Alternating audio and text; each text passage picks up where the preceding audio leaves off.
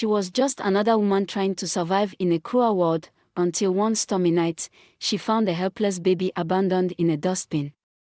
Against all odds, she raised the child as her own, sacrificing everything, including her own freedom. But 7 years later, one man's shocking claim would turn her world upside down. Who really is this child? And what happens when the truth is finally revealed? Stay till the end to witness a heart-wrenching story of love, sacrifice, and an unbelievable twist that will leave you speechless.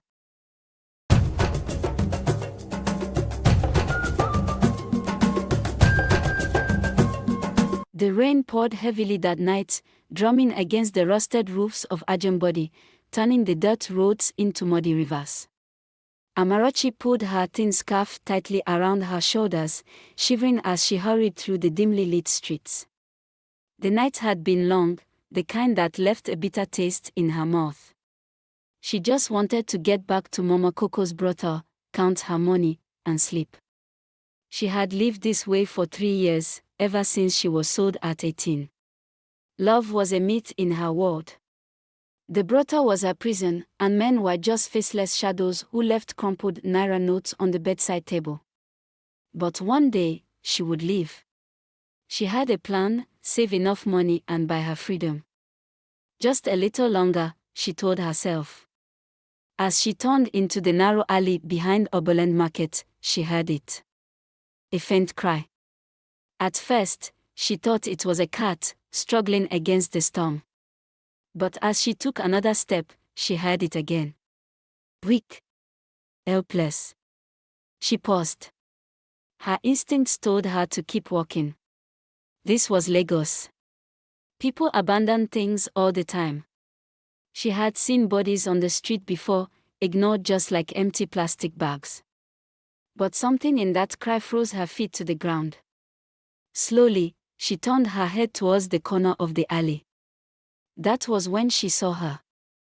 A tiny baby girl, wrapped in a torn cloth, dumped beside a rusting dustbin.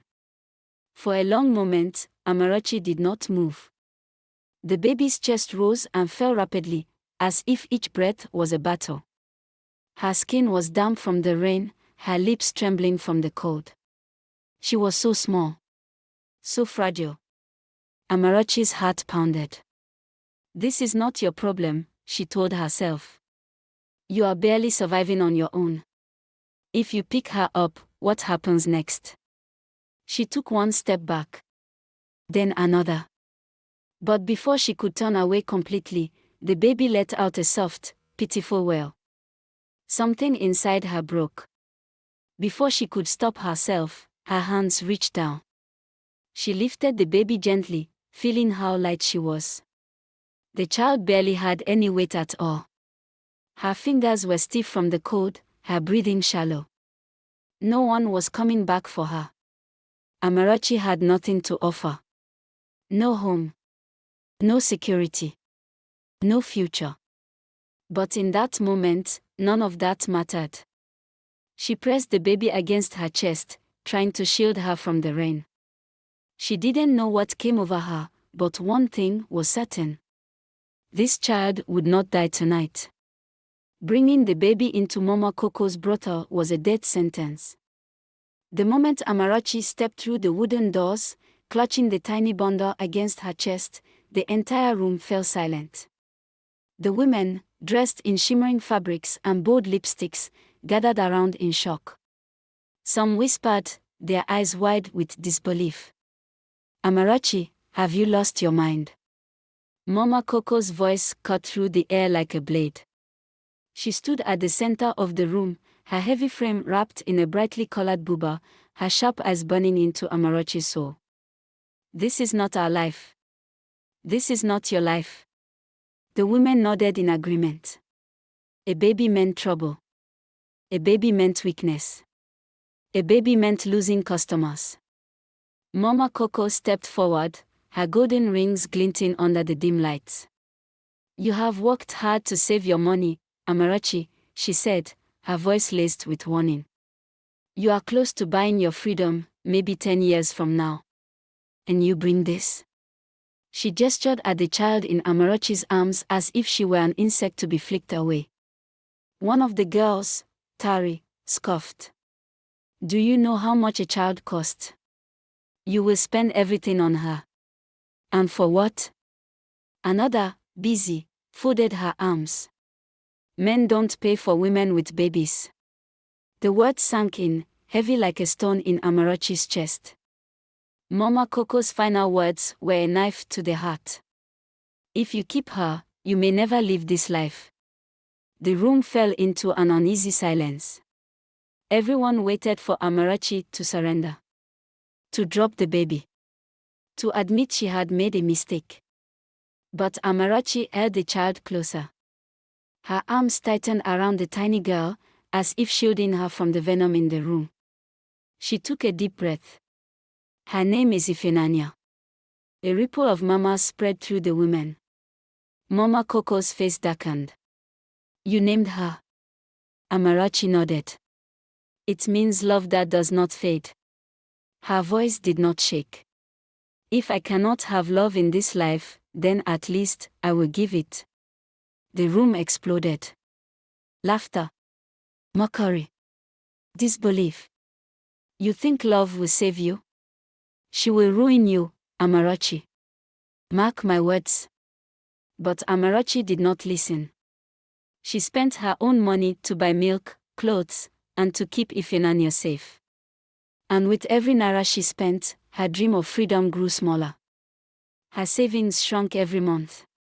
Her future faded further and further away. But when Ifenanya smiled, Amarachi knew. She had made the right choice. 7 years had passed. Amarachi was no longer the new girl at the brothel.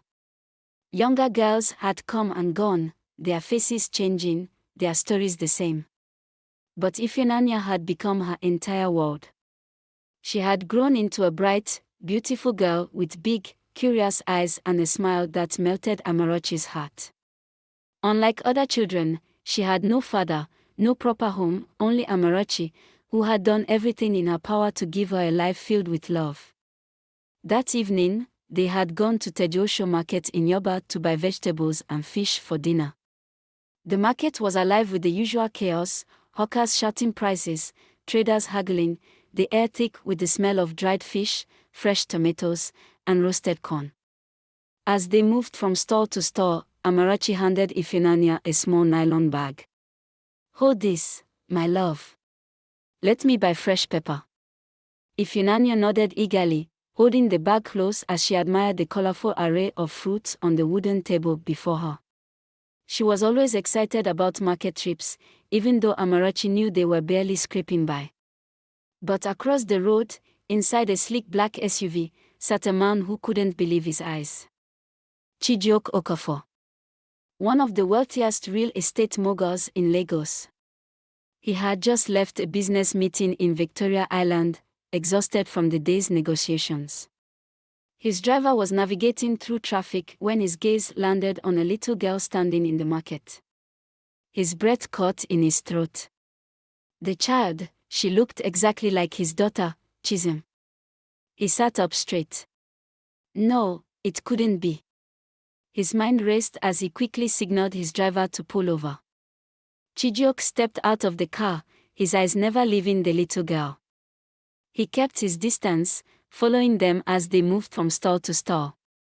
He watched how the woman, her mother, he assumed, held her hand protectively, how she smiled down at her, how she bought her small treats like any caring parent would.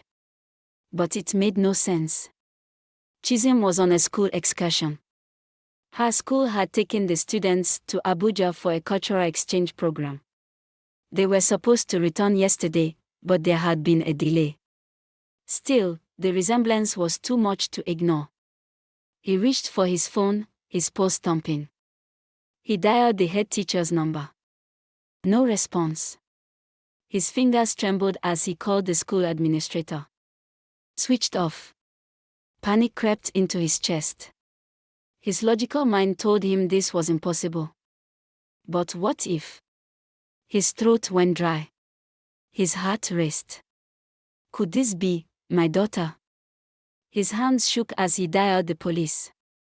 The market air had been thick with the smell of dried fish and ripe tomatoes just moments ago, but now, all Amarachi could hear was the sharp voice of a police officer cutting through the commotion. "Madam, stop there." She turned, startled. Several police officers had surrounded her, their uniforms crisp, their faces unreadable. "What is going on?" Amarachi asked, tightening her grip on Ifunanya's small hand. Then, Chijioke Okofor stepped forward. And when he spoke, his words made Amarachi's entire world shatter. "That child is mine."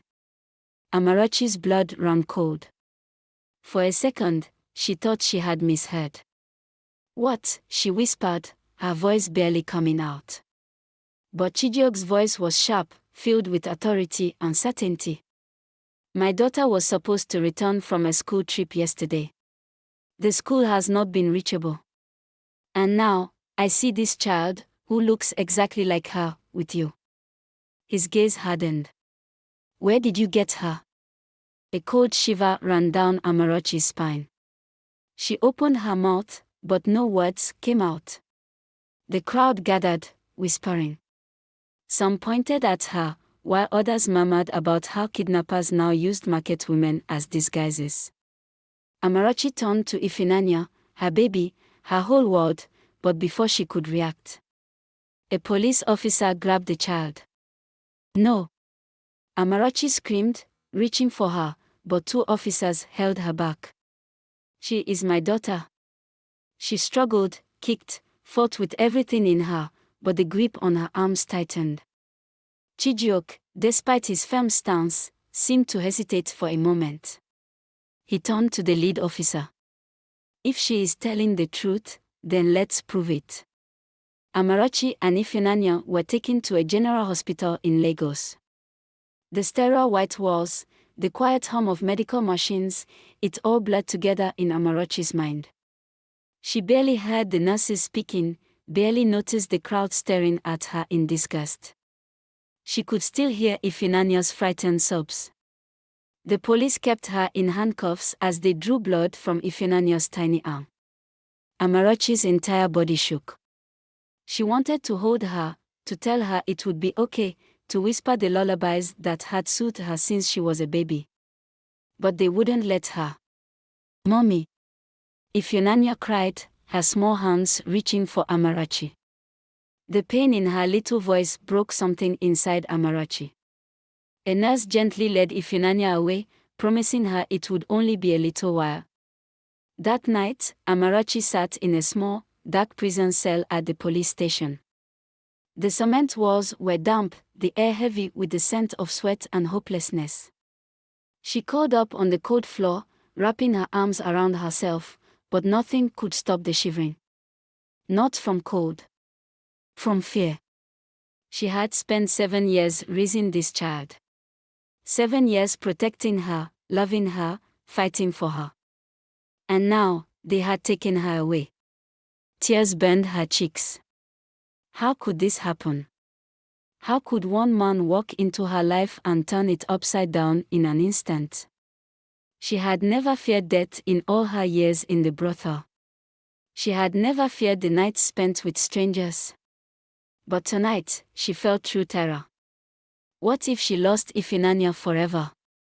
She clutched her knees to her chest, rocking back and forth, whispering prayers she had long forgotten. The sun had barely risen when Chijioke's phone rang. His heart pounded as he picked it up. "Sir, we have located Chisholm," the voice on the other end said. "She arrived home safely late last night." For a moment, everything stopped. The world around him blurred. The air left his lungs. Chisholm was safe. Then who was the little girl he had taken from that woman? He gripped his phone tightly, his mind racing. "Release Amarachi immediately. Bring her to me, now." When Amarachi was dragged into the room, she looked different from the strong-willed woman he had seen in the market. She was tired. Weak. Hollow. Her clothes were wrinkled, her face pale from a night in the cold, damp cell. Her eyes, once filled with fire, were now full of something else, pain. Chijioke took a deep breath. His voice was softer this time. "I owe you an apology." Amarachi said nothing. She simply stared at him, waiting. Chijioke sat down, rubbing his temples. "You need to know the truth." And so, he told her everything. 7 years ago, Chijioke was not the man he was today. He had no wealth, no luxury, no success. He was just a struggling young man trying to survive in the back streets of Ajigono. Then, his fiancée got pregnant. She told him she was carrying twins. At first, he had been excited. But then, reality hit them hard. They had no money. No savings. Nothing to give a child, let alone two. The fiancé then disappeared for a long time only to come home one night saying, "I aborted one of them since I know you can only afford to take care of one child." She then dropped the baby and left. Chijioke never forgave her and worked his ass off to become rich and powerful. He had already learned a hard lesson.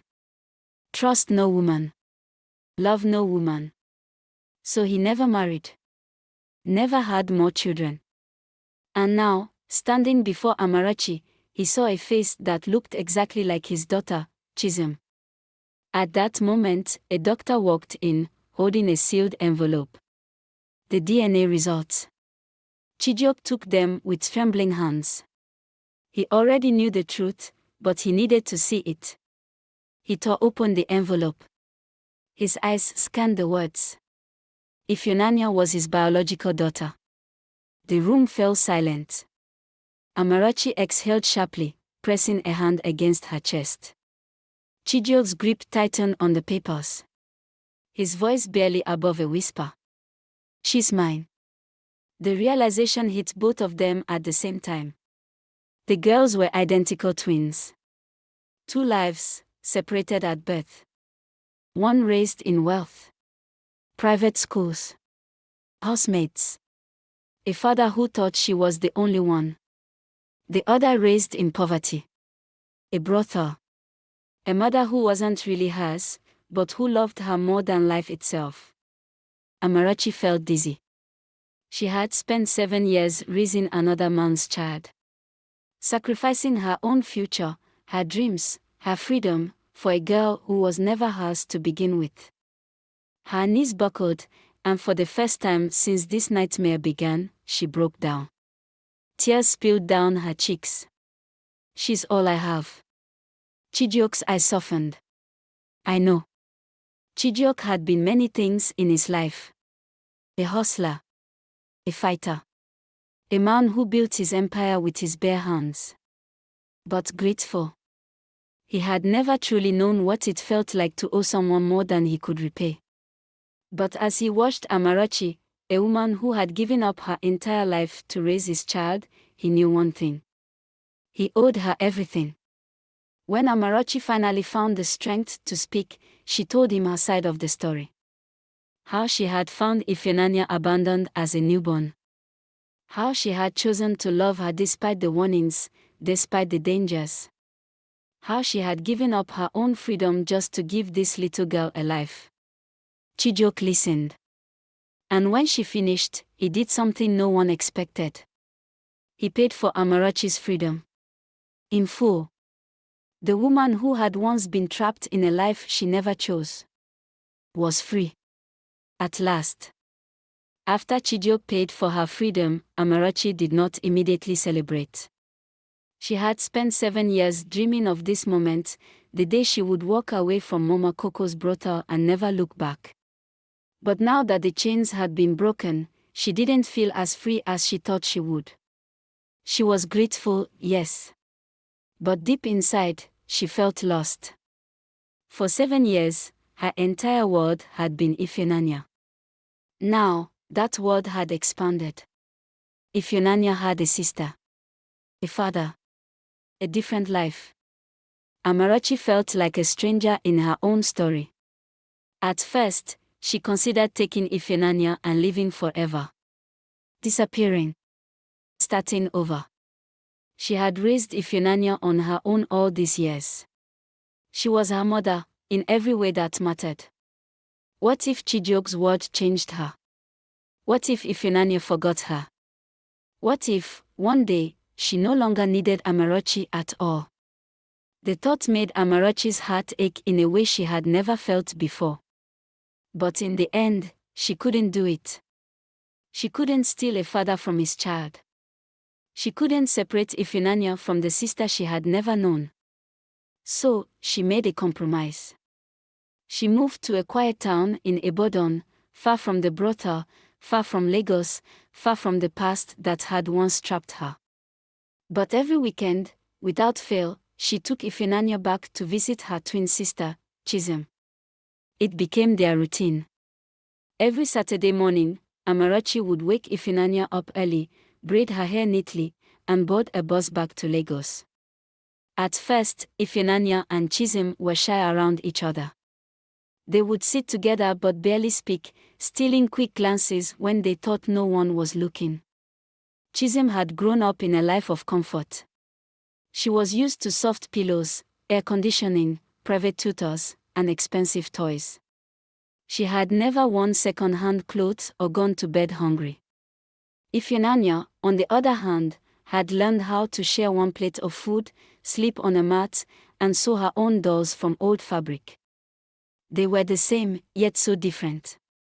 Ifunanya was curious about Chism's world, the big house, the housemates, the way everyone treated her like a princess. Chism, in return, was fascinated by Ifunanya's stories about helping Mama Amarachi in the market, playing under the hot sun, and laughing with the other children in their small compound in Ibadan. At first, they hesitated, not knowing what to say to each other. But children have a way of understanding things faster than adults. Within weeks, they became inseparable. They spent hours chasing each other in the garden, sharing plates of jollof rice, and braiding each other's hair. They whispered secrets in the dark, telling each other their dreams, their fears, their wishes. One afternoon, they switched places, just to see if their father would notice. Chism put on Ifunanya's old dress, and Ifunanya wore Chism's pink designer gown. They giggled as they walked into the living room together, standing side by side. Chijioke looked up from his newspaper and immediately frowned. Chism, Ifunanya, don't think you can fool me, he said, a knowing smile creeping onto his face. The girls burst into laughter, falling into each other's arms. It was then that Chijioke realized the full weight of what he had lost. For 7 years, these girls had lived separate lives. For 7 years, one had been loved and cared for in luxury, while the other had fought to survive. For 7 years, he had lived thinking he had only one child. But now, watching them together, laughing, sharing, loving without effort, he saw what he had lost. And the woman who had saved one of them. Chijioke knew one thing for certain. He would never let Ifunanya go. And he would never stop trying to reach Amarachi's heart. At first, it was just gratitude. Chijioke wanted to thank Amarachi for raising Ifunanya. Then, it became respect. She was strong in a way he had never seen before. Unlike the women he had dated, who wanted to impress him, chase his money, and fit into his world, Amarachi never asked him for anything. She refused his expensive gifts. She turned down his offer to buy her a house in Banana Island. She did not want a man to save her. And that was when he truly fell in love. Every weekend, as she brought Ifunanya to see her sister, he watched her from a distance. He saw the way she laughed with the girls, how her eyes softened when she looked at them. She always brought them small gifts, even when he knew she barely had money. She never cried about her past, even when he could tell that it had broken her. She was the most beautiful woman he had ever seen. And it wasn't because of her looks. It was because of her heart. One quiet evening, while the twins were playing in the garden, Chijioke finally said it. "Marry me, Amarachi." She froze. She turned to face him, her expression blank. You don't mean that. Men like you don't marry women like me. Chijioke frowned. What does that mean? Amarachi let out a bitter laugh. I was a prostitute, Chijioke. Your friends will whisper. Your business partners will look at me differently. Your family, if they ever accept me, will always remind me that I don't belong. Chijioke stepped closer. But I don't care about any of that. She swallowed. I do. And before he could say anything else, she left. The next weekend, she didn't bring Ifunanya. And Chijioke thought he had lost her forever. Weeks passed. Yet, Amarachi kept her distance. During visitations, as soon as the girls were settled, Amarachi would leave immediately. She never stayed for more than a few minutes, never allowed Chijioke to have a real conversation with her. And yet, he never gave up. He sent messages. She didn't respond. He called. She never picked up. Ifunanya and Chisom bonded more and more every weekend, but their mother and father remained two separate worlds, one unwilling to step into the other. Then, on Chijioke's birthday party, something unexpected happened. Mama Coco appeared. Amarachi spotted her from across the grand hall. The party was lavish, filled with high-profile guests, but none of them shocked her as much as her former madam walking confidently through the doors. Amarachi's body tensed. Why was she here? Was she here to mock her? To remind her of who she used to be? Mama Coco wasn't dressed in her usual loud colors. She wore a simple Ankara gown, her face carrying none of its usual harshness. She pulled Amarachi aside, her voice softer than she had ever heard it. You're a stubborn girl, Mama Coco said, shaking her head. You remind me of myself when I was younger. Amarachi frowned. What are you doing here? Mama Coco smiled, but there was sadness behind it. You are running, Amarachi. And I know why. Amarachi scoffed. You don't know anything. Mama Coco sighed, folding her arms. You're afraid. Amarachi's eyes hardened. Afraid that this man will wake up one day and see you for what you were. That he will regret choosing you. Amarachi didn't say anything. Because Mama Coco's words had struck something deep inside her. Wasn't that exactly what she feared? That Chijioke's love wouldn't last. That one day, when the excitement of finding his lost daughter faded, he would look at her and remember. She was a prostitute. A woman who had sold her body to men he wouldn't even shake hands with. Mama Coco reached out and touched Amarachi's hand, something she had never done in all the years they had known each other. But let me tell you something, child, Mama Coco said gently. If a man fights for you, not once, but again and again, then he sees something in you that you don't see in yourself. Amarachi swallowed hard. Mama Coco took a step closer and whispered the last words carefully. You have spent your whole life thinking you are not worthy of love. Maybe it's time to let yourself believe otherwise. And with that, she walked away. Amarachi stood there, frozen. Her hands trembled slightly, her heart pounding. She didn't know what terrified her more. That Mama Coco had found her. Or that she might be right. That night, Amarachi couldn't sleep. Mama Coco's words echoed in her mind, fighting against every wall she had built around her heart. You have spent your whole life thinking you are not worthy of love. She had spent years believing that her past defined her. That no matter how far she ran, she would always be the girl who had been sold. The woman men paid for. But wasn't she more than that now? Hadn't she proven herself to be something greater? She had raised a child with nothing but love and determination. She had survived when the world had tried to break her. And Chijioke? He had waited. He had never tried to force her into his world. He had never looked at her with shame. He had only ever seen her.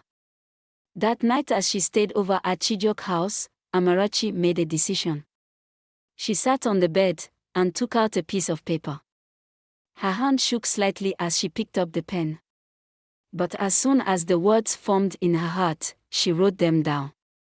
The next morning, before she could change her mind, she slipped the letter under the door and took a bus back to Ibadan alone. It was a simple message.